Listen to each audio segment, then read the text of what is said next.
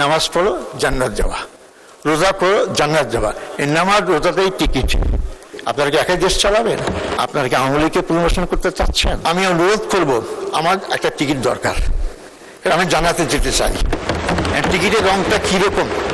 কারণ সবটা টিকিট তো লাগবে। আমাকে টিকিট দিয়ে দেখেন জামাত বিক্রি করছে। মানুষ তো বলা শুরু করেছে যে জামাত জান্নাতে টিকিট বিক্রি করে, জাহান্নামের টিকিট বিক্রি করে কে? নতুন করে ক্ষমতা আসছে, তাদের ভাগ্যের পরিবর্তন হয়েছে, কিন্তু জনগণের ভাগ্যের পরিবর্তন আমরা দেখতে পাইনি। আমরা কিভাবে বিশ্বাস করতে পারি আপনারা সেই পথে পা বাড়াবেন না?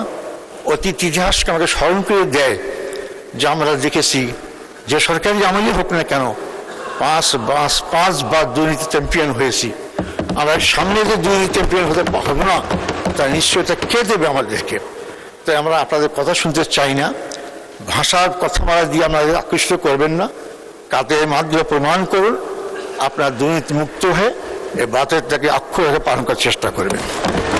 আমি মনে করি আজকে 348 জন এমপি একযোগে যদি আমরা শপথ বাক্য করি একটি টাকার দুর্নীতি আমরা করব না, তাই দুর্নীতি বাংলাদেশ থেকে উৎখাত হবে ইনশাআল্লাহ। আমাদের মনে রাখতে হবে বাংলাদেশের সাধারণ অশিক্ষিত লোক দুর্নীতি করেন না, দুর্নীতি করে শিক্ষিত লোকেরাই। কেন তারা বিভিন্ন পদে দায়িত্ব পালন করে থাকেন। কেন শিক্ষিত লোকেরা শিক্ষিত হবে দুর্নীতি করেন? তার প্রধানত কারণ আমরা অনেক কিছুই করেছি, উন্নয়ন করেছি, কিন্তু মানুষের মনোজগতের উন্নয়নের জন্য, চারিত্রিক উন্নয়নের জন্য শিক্ষা ব্যবস্থার মধ্যে কোনো আমূল পরিবর্তন করি নাই। শিক্ষামন্ত্রী অনেক সুন্দর সুন্দর কথা বলেছেন, কিন্তু এই লোকগুলোকে ভালো করার জন্য, সৎ করার জন্য দিনী শিক্ষা ছাড়া, ধর্মীয় শিক্ষা ছাড়া কোনো দেশে কোনোভাবে সৎ লোক তৈরি করা সম্ভব হয় না। আইন দিয়ে লোক সৎ করা যায় না। বিশেষ করে আমাদের মতো তৃতীয় বিশ্বের দেশগুলোতে আইনের ফাঁক ফোকর দিয়ে অনেকে বেরিয়ে আসতে পারে। মামা খাওয়া টাকার জোরে আইন নিজে কেনা যায়। আর এখানে যদি আমরা দিন শিক্ষা, নৈতিকতা শিক্ষার প্রথম এখন থেকে না করি, আমাদের ভবিষ্যৎ প্রজন্ম আরও ক্ষতির দিকে, যেটা আমাদেরকে তার কোনো সময় ক্ষমা করবে না। তাই মাননীয় প্রধানমন্ত্রীকে বলতে চাই, উল্লেখ করে মাননীয় স্পিকার উনি অনেক উদ্যোগ গ্রহণ করেছেন। আমি অনুরোধ করব যারা বাংলাদেশের আগামী প্রজন্ম, আমাদের যে তরুণ যারা আজকে লেখাপড়া করার স্কুল কলেজ বিশ্ববিদ্যালয়ে যাচ্ছেন, তাদের অন্য অনেক শিক্ষার পাশাপাশি নৈতিক শিক্ষা, ধর্মীয় শিক্ষার দিকে আপনার জোর দিন। ইনশাআল্লাহ বাংলাদেশ সম্ভাবনার দেশ, এই বাংলাদেশ সম্পদের দেশ। এই সম্পদ সম্ভাবনা আগামী প্রজন্ম নৈতিক ধর্মীয় শিক্ষা এবং আধুনিক শিক্ষার সমন্বয়ে একটা সুন্দর আমাদের দেশ দুনিয়ার সামনে পেশ করতে পারবে ইনশাআল্লাহ। মাননীয় স্পিকার, আজকে অত্যন্ত দুঃখের সঙ্গে বলতে হয় আমরা বৈষম্যের বিরুদ্ধে আন্দোলন করে দেশটাকে নতুনভাবে সাজিয়ার জন্য জুলাই যুদ্ধের মাধ্যমে আজকে এই পর্যায়ে এসেছি। কিন্তু আজকে আমরা 4 মাসের মধ্যে যা দেখলাম কর্মকাণ্ডে, আমরা সবচেয়ে বৈষম্যের শিকার। আজকে বাংলাদেশ বিরুদ্ধে যারা আমি এমপি রয়েছি, সবচেয়ে বৈষম্যের শিকার। 1:10, 1:15 পর্যন্ত আমাদের ভারতের মধ্যে পার্থক্য দেখা দিচ্ছে। কেন করা হচ্ছে?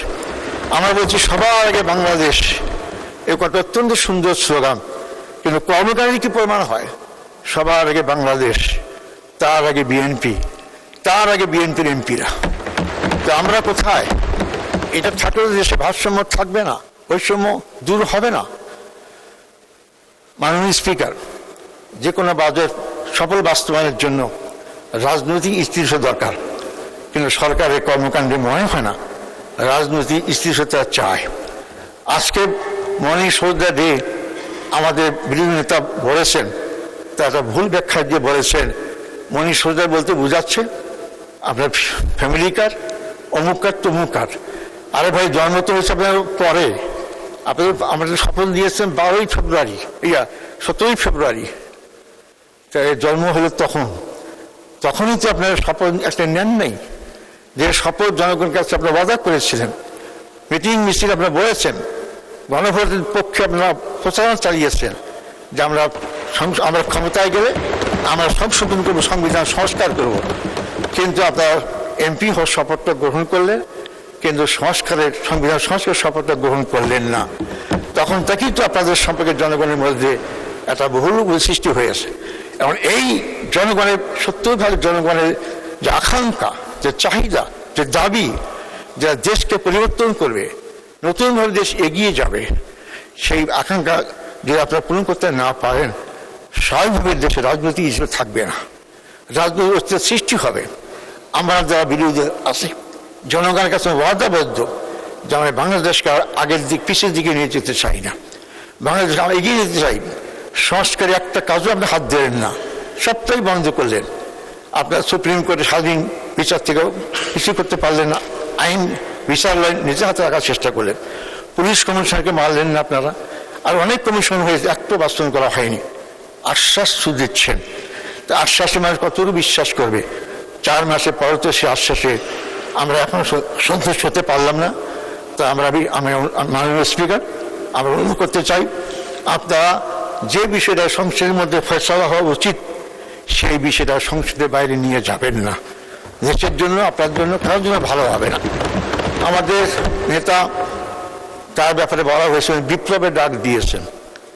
আমাকে এখানে অনেক সদস্য বলেছেন উনি কৃষি বিপ্লবের ডাক দিয়েছেন। বিপ্লবের ডাক দিতে হবে না, যে 36-এর চেতনা যদি ধারণ আর বাস্তবায়ন না করেন, জনগণই বিপ্লব করে।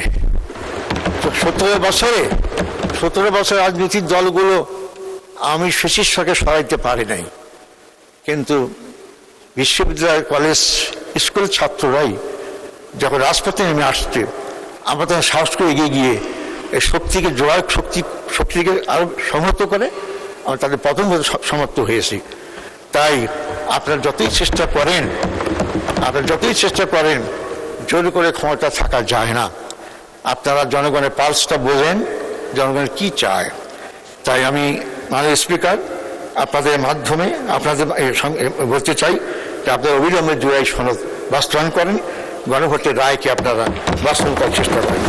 মাননীয় স্পিকার, সময় আমার দিকে এগিয়ে শেষ দিকে হচ্ছে, এলাকা বলতে পারবো না।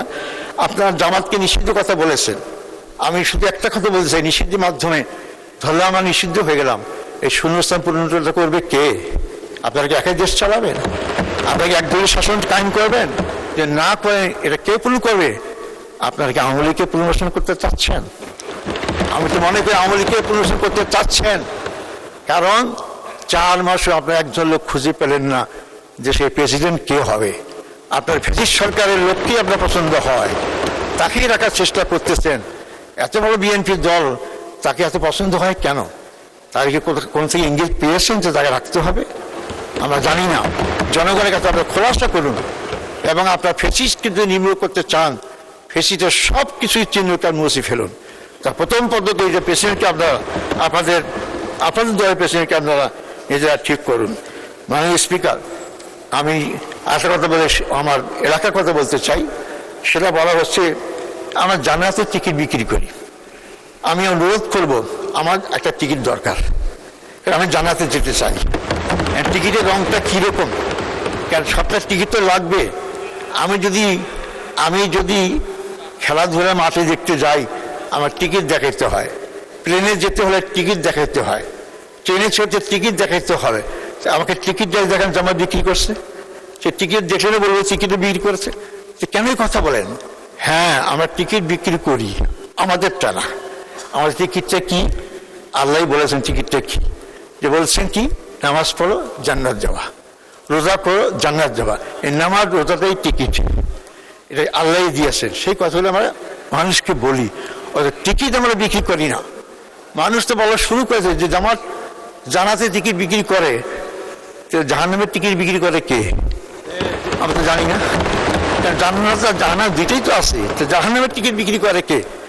এই জন্য অবান্তর কথাগুলো বলে আপনারা মানুষকে বিভ্রান্ত করবেন না। 17 বছর জামাতের বিরুদ্ধে যত অপরাধ চালানো হয়েছে, জামাত 2টা সিট থেকে 8টা সিট আসছে। আমাদের জনগণকে দূরে ফেলা যায়নি। তা এই সমস্ত কথা বলে জনগণকে দূরে ফেলতে পারবেন না। মাননীয় স্পিকার, আমি আরো কথা থাকলেও আমাকে সময় ছিল, আমার যা তা দেওয়া হয়নি। আমার এলাকার কিছু কথা আপনাদের সামনে আমি বলতে চাই। সেটা হচ্ছে আমার এলাকার সবচেয়ে অবহেলিত এলাকা, উত্তরবঙ্গের রংপুর বিভাগের এলাকা। আমাদের এখানে মন্ত্রী আসছেন, উনি বলছেন তিস্তার, ওনার সঙ্গে শুনে বলতে চাই, আপনি প্রধানমন্ত্রী চীনে গিয়েছেন, কি আলোচনা হয়েছে আমরা পুরো জানতে পারিনি। অবিলম্বে তিস্তা ব্যারাজকে এখানে বাস্তবায়ন করা হোক, যা তুলনামূলক উপকৃত হতে পারে। আমার নিজস্ব এলাকা রংপুরের মধ্যে বদরগঞ্জ তালাগঞ্জ অবহিত 70% রাস্তা কাঁচা, একটা পাকা করা সম্ভব হয়নি। আমি আবেদন করব সংসদমন্ত্রীর কাছে এই রাস্তাগুলো পাকা করার জন্য। ইত্যাদি মাদ্রাসা যা আছে সবগুলোকে যাচাই বাছাই করে সরকারি করার জন্য।